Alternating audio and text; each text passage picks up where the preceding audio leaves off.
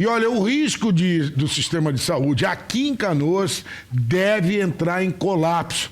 E olha, acendeu até um alerta na prefeitura. Sobre esse assunto nós vamos falar agora ao vivo com o secretário de saúde, Fernando Ritter. Fernando, muito obrigado por nos atender ontem deu ali um entreveiro ali, não conseguimos nos acertar nos horários. Mas, Fernando, a pergunta que não quer calar, do jeito que está, 93% de ocupação, bandeira preta amanhã, Fernando?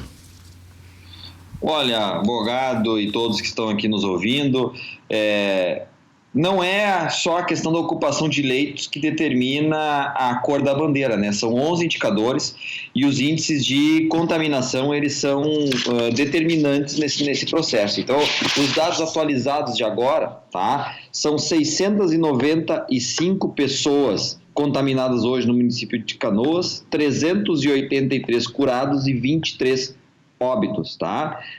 Com relação à ocupação dos nossos leitos de UTI, nós temos uma melhorada de ontem para hoje, tá? Nós, dos 88 leitos de UTI que a gente tem, 86% estão ocupados, mas os leitos reservados para Covid, 68%. Então, deu uma melhorada, a gente deu alta em alguns casos, tá? Isso é muito dinâmico, né? Então, a gente passou por situações semana passada onde a gente não tinha mais nenhum dos 28 leitos que a gente reservou para coronavírus neste momento, vagos, todos eles ocupados e tendo que usar aí de outras estruturas em Viamão, Porto Alegre, Esteio e em outros locais para a gente poder colocar os pacientes que precisam de leite de UTI, que entram pelos nossos hospitais de campanha ou entram por algum outro hospital da região aqui. É fundamental a gente estar sempre monitorando isso. Secretário, quem conversa agora com o senhor é Luiz Gustavo. Muito obrigado por nos atender, uma boa tarde. Bom, em entrevistas recentes, o prefeito Luiz Carlos Busato disse que Canoas está entrando em colapso. E ele citou também uma das razões de que os hospitais de Canoas acabam atendendo muitas cidades aqui em torno, na região. Bom, além dos leitos de UTI quase todos ocupados, por mais que a gente tenha uma melhora de ontem para hoje, mas o percentual ainda é grande, quais outros fatores estão contribuindo para esta situação? Eu imagino, pela fala do prefeito Busato, de que essa situação, muitos municípios estão enviando seus pacientes para cá. De fato, isso tem acontecido? Tem sim, Anderson, que acontece o seguinte, ele é um polo regional, né? Nós somos referência para 156 municípios, né? Claro que nossa bandeira ela é direcionada à região 8, que envolve 18 municípios, mas a gente recebe mais de outros municípios, né? Mas os principais motivos, né, que eu considero é o seguinte: um alto índice de contaminação de pessoas, tá? Então a gente, em 7 dias, a gente dobrou o número de casos, tá? Então hoje nós chegamos a 695, ontem nós estávamos com um pouco mais de 600, então hoje a gente teve um salto de número de pessoas contaminadas, por isso é importante que as pessoas não relaxem nos seus cuidados, tá? Então esse momento da bandeira vermelha, onde mantém um pouco mais as pessoas fora de circulação, isso nós vamos sentir a partir da semana que vem. Outra questão importante que causou essa lotação total dos nossos leitos de UTI na semana passada, no final de semana, em alguns variável, né? Porque durante a noite pode acontecer uma superlotação ou durante o dia, mas ao mesmo tempo que entra, a gente sai pessoas com síndrome respiratória aguda grave, chegando já nas nossas portas de emergência, nos nossos 2 hospitais de campanha que têm sido procurados muito mais do que a gente imaginava, né? Nós estávamos com uma média aí de 60 pacientes dia em 24 horas, agora nós chegamos ao ponto de domingo, segunda-feira, ter 200 pessoas em 24 horas sendo atendidas. E, além disso, também os leitos que estavam lá, em vários momentos nós enchemos todas as pessoas que estavam lá, né? Então nós fomos deslocando, porque o importante é tu estabilizar o paciente e levar para lá. Hospitais de campanha desses que têm leitos de UTI, né? É importante a gente destacar isso.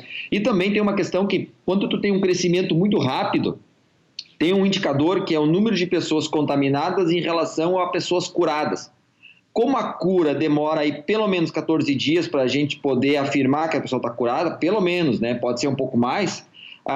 Se em 7 dias tu dobrou o quantitativo de pessoas curadas demora mais tempo que isso. Então nós temos bandeira preta para pessoas curadas em relação a pessoas contaminadas em relação aos curados, pessoas contaminadas, pessoas em internações hospitalares por coronavírus, pessoas internadas em hospital usando UTI por coronavírus, ou seja, fatores aí que dependem muito da população aí que está cansada de mais de 100 dias nessa angústia aí de não poder estar se reunindo com os entes queridos, pessoas, amigos, e eles acabam burlando. Às vezes é uma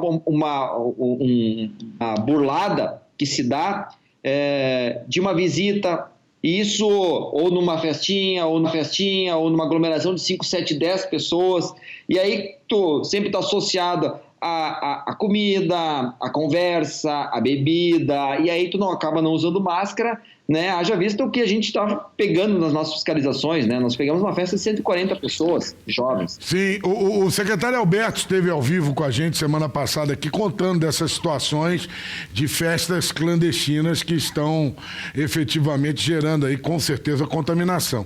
Secretário Fernando Ritter, eu tenho uma pergunta de uma telespectadora, mas antes eu gostaria, por favor, que o senhor nos explicasse qual é a diferença entre o hospital de campanha, qual é a função dentro desse processo do Covid-19 e dos hospitais normais, até porque isso está gerando confusão, mas não abriu leito no hospital de campanha, por que não tem mais leito? Só para o senhor explicar como é que funciona esse processo dentro do Covid-19.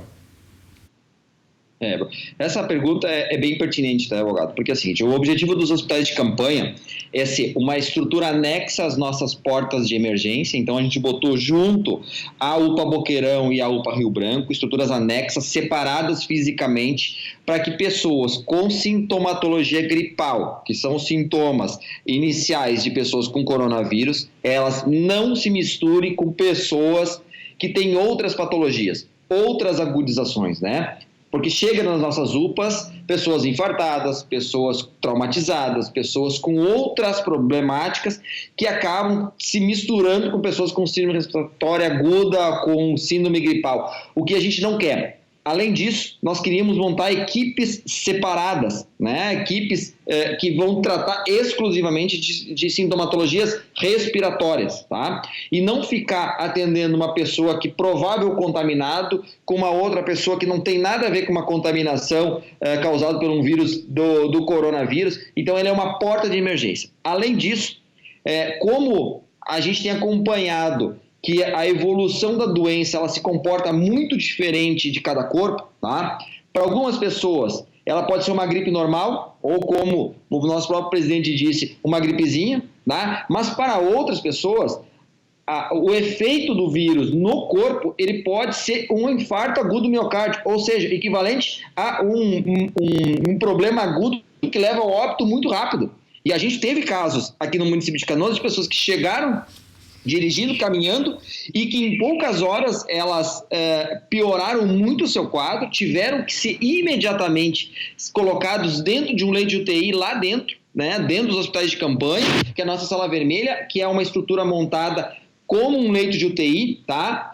Onde tu estabiliza o paciente, onde tu intuba o paciente, onde tu bota no respirador e tu tenta estabilizar ele até a gente poder colocar dentro do leito de UTI. Isso pode demorar 2 horas, pode demorar 12 horas, pode demorar 3 dias, pode demorar 5 dias, tudo depende. Importante a gente dizer que a gente precisava de leitos com tecnologia de respirador, bomba de infusão, a tecnologia suficiente para a gente poder manter vivas as pessoas. E isso aconteceu inúmeras vezes. Ontem mesmo nós estávamos com a UPA Rio Branco, dos 10 leitos ocupados, tá? Em apenas 2 horas a gente colocou 9 pacientes internados e 2 pacientes em leitos de UTI. Então são pacientes que precisam, rapidamente eles chegam com falta de ar, tu vai verificar a quantidade de oxigênio no sangue, ele está numa saturação extremamente perigosa, já se coloca primeiro um oxigênio, máscara de Hudson ou outra tecnologia que a gente tem, muitas vezes tem que entubar. Então,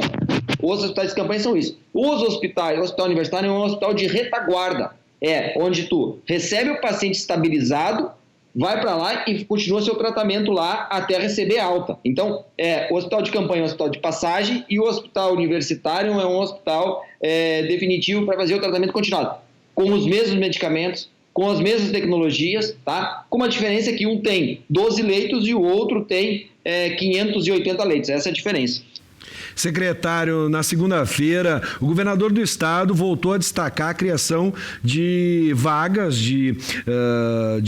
de alta complexibilidade. De fato, vocês têm dialogado com o governo do estado? Existe uma perspectiva, uma possibilidade de um aumento no número de vagas hoje aqui no município? Sim. Tanto é que no domingo mesmo o prefeito Busato, né, numa reunião que a gente estava, né, cada um nas suas casas, né, porque hoje a gente faz as reuniões todos à distância, na secretaria, enfim. O prefeito ligou para a secretária Rita, tá? Primeiro ligou para o governador, ele não pôde atender, ligou para a secretária Rita, falou que nós pioramos muito nas últimas 72 horas e que nós precisávamos de ajuda no sentido, primeiro, de agilidade de transferência de pacientes. Segundo, era que a gente tinha a possibilidade de estrutura física de botar mais leitos de UTI, tá? E prontamente a secretária Rita disse, não, nós vamos dar um jeito, Canoas é um grande parceiro, é referência, tem sempre atendido as nossas necessidades, tá? E disponibilizou já 20 respiradores, tá? Então nós recebemos ontem 20 respiradores, estamos montando essas estruturas, 10 foram para o Hospital Nossa Senhora das Graças para montar 10 leitos de UTI, tá? Com equipamento, com monitores paramétricos que lá já tem. Então nós fizemos a ligação e agora tem um processo aí de contratação de RH e talvez até o final de semana a gente já tenha mais 10 leitos de UTI, que não é para coronavírus, mas eu vou deslocar pacientes que não são coronavírus para o Hospital Nossa Senhora das Graças e vou liberar mais 10 leitos que antes eram reservados para pessoas que não são de coronavírus no hospital universitário para pacientes com coronavírus. Então a gente fez essa logística. E também os outros 10 respiradores vão ser montados no hospital universitário e nós passaremos a ter, então, em Canoas, em vez de 88 leitos de UTI, nós teremos 108 leitos de UTI adulto, né? Isso é importante destacar. Então, eles têm ajudado. A grande dificuldade nossa são duas, tá? Nesse momento, tá? Primeiro é a gente conseguir RH para todo esse pessoal, né? Nós tivemos aí importantes baixas, né? Os profissionais eles estão sempre em risco. A maioria dos profissionais que estão nos hospitais, eles trabalham no regime de 12 por 36 horas, o que possibilita eles estar trabalhando em locais diferentes, cidades diferentes, então eles aumentam a chance de contaminação, tá? E então a gente teve muitas baixas de pessoas com síndrome gripal, próprio coronavírus. Secretário, e estamos com essa dificuldade agora. Por gentileza, sobre essas baixas de profissionais da saúde, como é que está esse quadro no momento? Pode repetir para a gente a dificuldade de contratar, por exemplo, e por que esses funcionários estão dando baixa no sistema? Os principais motivos que dão baixa, tá? Primeiro é afastamento por problema, o maior problema é afastamento por problema de saúde, que não é só coronavírus, tá? Nós temos, toda pessoa que chega com sintomatologia gripal, ela é afastada. Até a gente fazer o teste, né? O teste e confirma. E às vezes a pessoa está com uma síndrome gripal que não é coronavírus, mas ela está num estado ruim, que não dá para colocar ela diante de uma pessoa que está com o sistema imunológico comprometido. Então ela é afastada até recuperar esse processo. Isso pode ser por 7 ou até 14 dias, tá?